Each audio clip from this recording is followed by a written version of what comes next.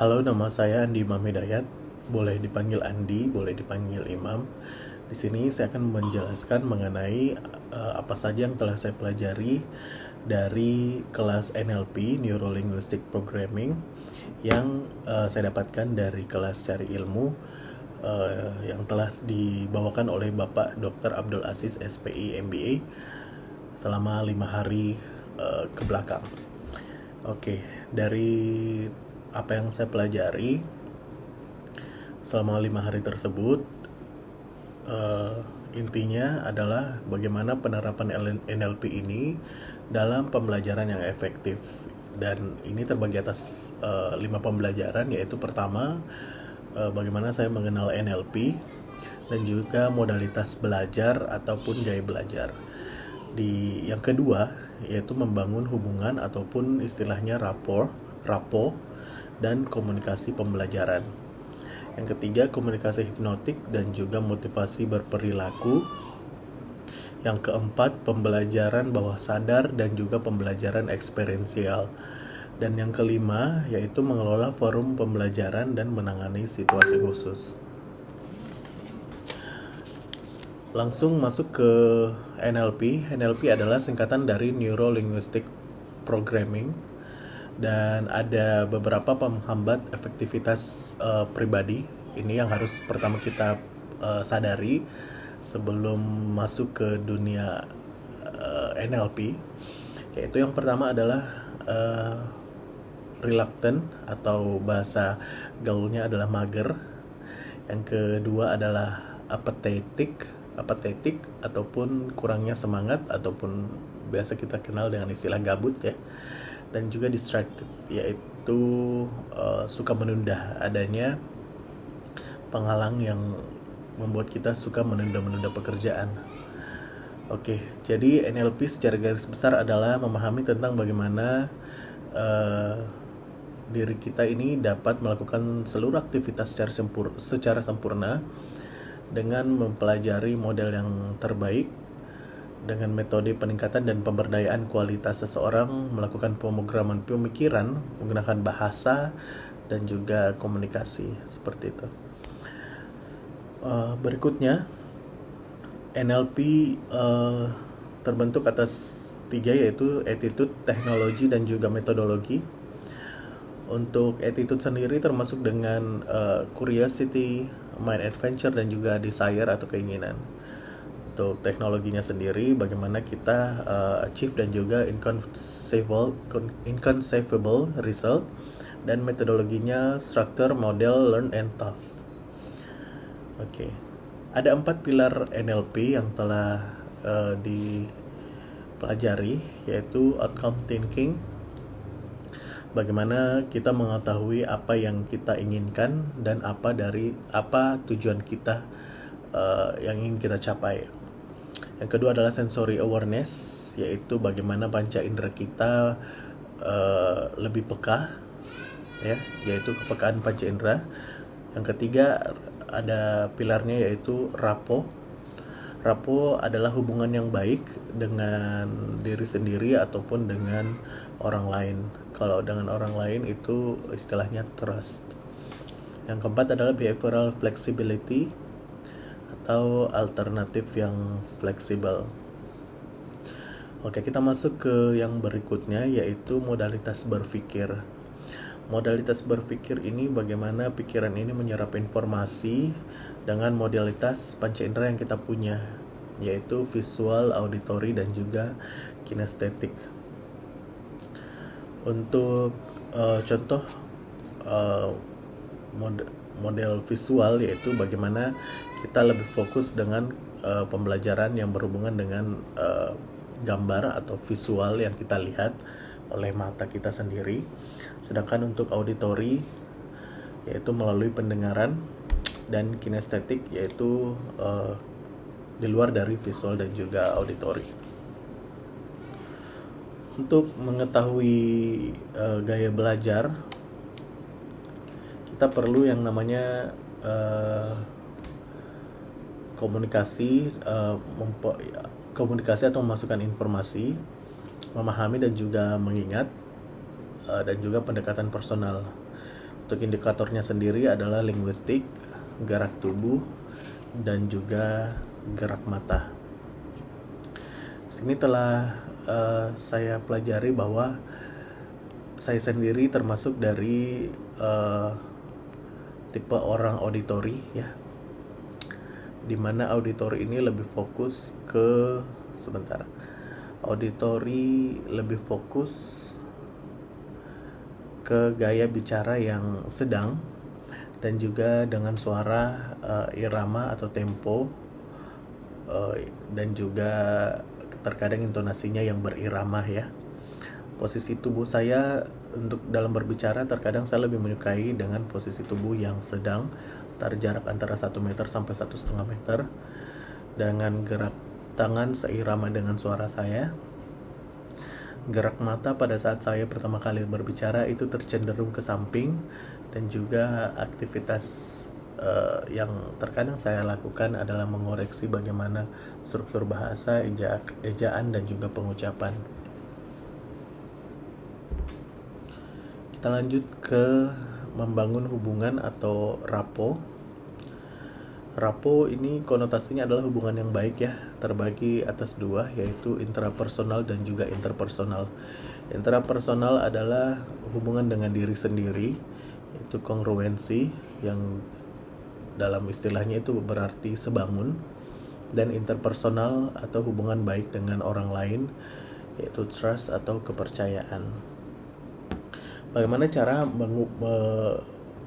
melakukan intrapersonal rapport? Yang pertama adalah memulainya di pagi hari. Ini telah saya terapkan di pagi hari, sebenarnya di subuh hari sih. Saya mencoba untuk melakukan aktivitas subuh hari dengan lebih menerapkan setelah sholat subuh, menerapkan memperbaiki kondisi badan saya di subuh hari tersebut. Lalu yang kedua adalah weave it into your routine. Hal ini telah saya jalankan selama kurang lebih 5 hari sejak saya mendapatkan pelajaran NLP. Yang ketiga, work with your inner critic. Bagaimana saya melakukan refleksi terhadap diri saya, apa saja yang telah saya lakukan selama ini yang harus saya lebih perbaiki lagi. Terus yang keempat adalah refer to yourself in the third person. Yang kelima adalah set daily reminders. Saya selalu membuat to-do list dan membuat setnya itu di handphone saya. Yang keenam, check in with yourself. Sekali lagi melakukan pengecekan terhadap diri kita sendiri. Dan yang ketujuh adalah stay present, menyadari bahwa hal ini kita lakukan di hari ini, bahwa kita tidak terdistraksi oleh apa yang telah lalu dan apa yang akan terjadi di masa yang akan datang.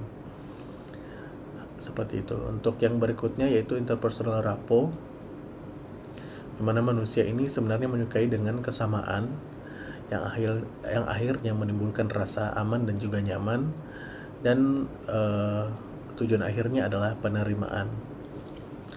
Yang berikutnya adalah kepercayaan atau trust building. Bagaimana ini mengoptimalisasi penyerapan informasi dengan konsepnya sendiri yaitu pacing dan juga leading. Pacing ini menonjolkan kesamaan-kesamaan yang akhirnya membuat kita nyaman. Yang kedua adalah leading. Leading tersebut adalah bagaimana setelah kita melakukan pacing ini kita mencapai yang namanya leading, yaitu tujuan dari komunikasi yang kita lakukan. Dan perlu dipastikan bahwa pacing ini harus sampai ke tahap trust, lalu kita eksekusi dengan leading. Contohnya pada saat kita melakukan selling, misalnya handphone, kita selling handphone, kita memastikan dulu pacingnya, bahwa kita berkomunikasi dengan customer ini. Customer itu kan beda-beda ya karakternya. Jadi bagaimana customer ini kita pastikan dulu dia tujuannya apa, dia lebih mengutamakan handphone yang seperti apa, apakah kenyamanan, apakah teknologi dan segala macamnya. Lalu kita melakukan yang namanya pacing dengan menginformasikan bahwa beberapa teknologi ini yang mungkin cocok dengan apa yang mereka inginkan. Lalu kita eksekusi dengan leading apabila mereka sudah nyaman dengan handphone yang sudah kita tunjukkan. Lalu di pacing ini dalam kita berkomunikasi usahakan bahwa kita membuat orang tersebut itu nyaman. Yang pertama yaitu mirroring. Mirroring ini artinya menirukan dan juga menyamakan. Apabila orang tersebut adalah orang yang visual dengan teknik bicara yang cepat dan lebih mengutamakan apa yang dia lihat, kita mencoba untuk menyamakan dengan berengajak komunikasi yang visual seperti itu. Lalu yang kedua adalah matching. Oh iya, mirroring ini juga ada aspeknya ya, ada fisiologis, linguistik, dan juga interest. Untuk fisiologis, bagaimana kita apabila customernya duduk, kita juga ikut duduk. Apabila customer nyaman dengan bersandar, kita pun juga mencoba untuk bersandar dengan gerak tubuh yang tidak mencurigakan, yang membuat bagaimana orang nyaman berkomunikasi dengan kita. Yang kedua adalah linguistik. Apabila dia berusaha berbicara secara cepat, kita juga berusaha berbicara secara cepat. Apabila dia berbicara secara lambat, ya kita mungkin menjelaskannya juga secara sedikit lambat begitu. Dan yang berikutnya adalah matching, seperti yang saya informasikan tadi, mencocokkan, memenuhi kebutuhannya. Bagaimana mungkin handphone yang kita tawarkan itu cocok dengan kebutuhan yang diinginkan. Lalu kita eksekusi di leading apabila sudah cocok dengan apa yang dia inginkan. Oke, berikutnya adalah komunikasi pembelajaran, di mana di sini di sesi komunikasi pembelajaran ini kita perlu mengetahui bahwa komunikasi ini ada yang namanya komunikasi alam bawah sadar, dan alam bawah sadar ini biasa kita sebut dengan alpha condition. Frekuensi otak manusia di alpha condition itu adalah kondisi yang sangat bagus untuk pengiriman dan penginputan ide-ide dalam otak manusia tersebut, dengan tetap menjaga bahwa gangguan-gangguan yang ada di sekitar kita itu teratasi, seperti gangguan suara, lingkungan, sudut pandang, semantik, budaya, dan juga media komunikasi yang kita lakukan, dan perbedaan status itu terkadang membuat kita terdistraksi dari komunikasi. Untuk cycle-nya sendiri adalah sender to communicate, to receiver, dan feedback. Jadi bagaimana kita mendapatkan respon dari apa yang telah kita ucapkan. Untuk teknik komunikasi ada 3, yaitu verbal, vokal, dan visual. Untuk verbal sendiri itu 7%, sisanya 38% di vokal, bagaimana kita melakukan intonasi dan juga pengucapan yang efektif. Dan yang terakhir adalah visual, bagaimana kita mengekspresikan apabila kita sedang sedih, kita mengekspresikan ekspresi kita dan gerak tubuh kita yang secara sedih, seperti itu. Pola dasar kalimat efektif ada 4 plus 1P. Yang pertama adalah positif. Positif dalam hal ini adalah bagaimana kalimat tersebut bisa divisualisasikan. Yang kedua adalah pasti waktunya. Jadi kita melakukan efektivitas komunikasi dengan menjelaskan kapan waktu eksekusinya dengan penanda waktu yang jelas. Yang ketiga ada pelibatan. Pelibatan sendiri ini bagaimana kita menyentuh emosi seseorang dengan melibatkan tidak hanya bagaimana mereka berpikir, tapi bagaimana mereka menanggapi secara emosional apa yang kita sampaikan. Yang keempat adalah presisi, jelas parameternya. Dan yang terakhir adalah pengulangan, persisten dan juga konsisten. Berikutnya, oke.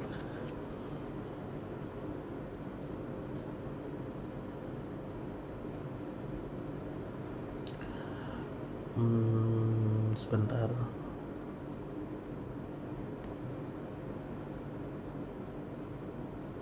Oke, jadi kalimat efektif ini saya jelaskan kembali ya. Kalimat yang menimbulkan pemahaman representasi internal audien sesuai tujuan dari komunikator.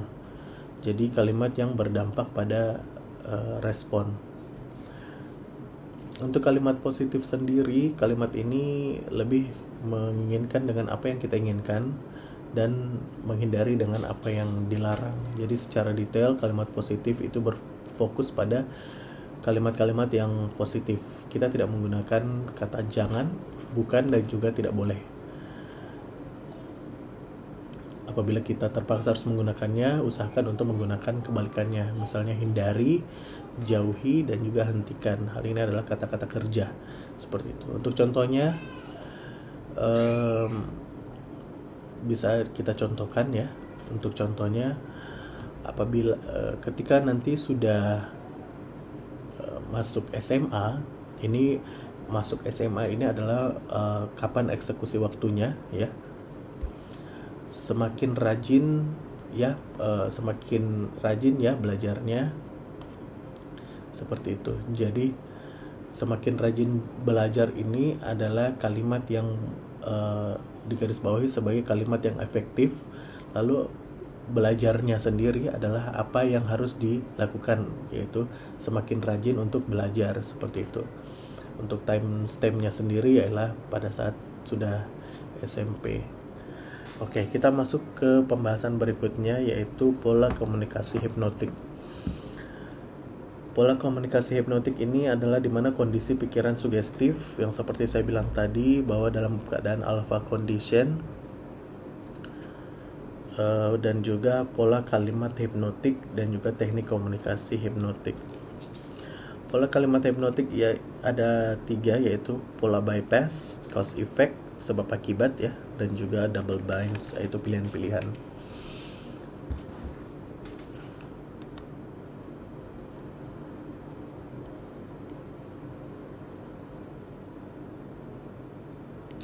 Oke, kita ke bypass dulu.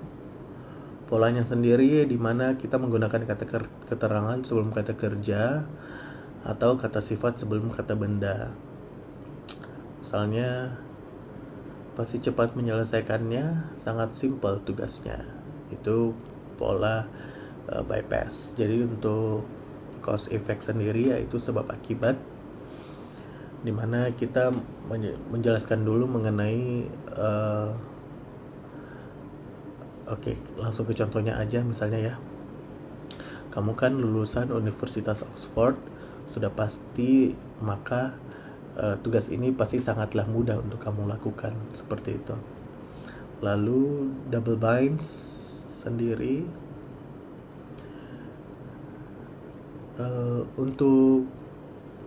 untuk laporan tugasnya, ini contohnya ya. Untuk laporan tugasnya mau dibaca setelah meeting atau pada saat makan siang. Jadi ada pilihan yang kita tawarkan kepada orang tersebut ya. Tapi dengan tujuannya adalah bagaimana laporan itu dibaca, seperti itu. Komunikasi yang kurang efektif itu membuat tujuan belum tercapai atau bahkan menghasilkan kebalikannya, yaitu kontraproduktif. Kita lanjut ke pembahasan berikutnya. Macam-macam meta program ini masuk ke dalam motivasi pembelajaran. Motivasi pembelajaran adalah dorongan internal atau eksternal yang membuat seseorang bertindak mencapai tujuan dan melibatkan diri secara aktif dalam aktivitas. Oke, meta program ini sendiri adalah program dalam diri seseorang yang digunakan untuk memilih dan menentukan hal-hal yang ingin diperhatikan.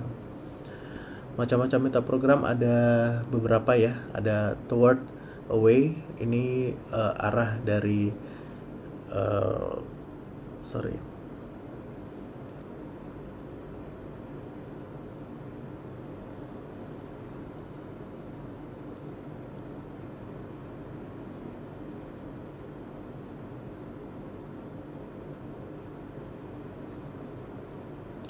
Oke, yang pertama adalah toward away.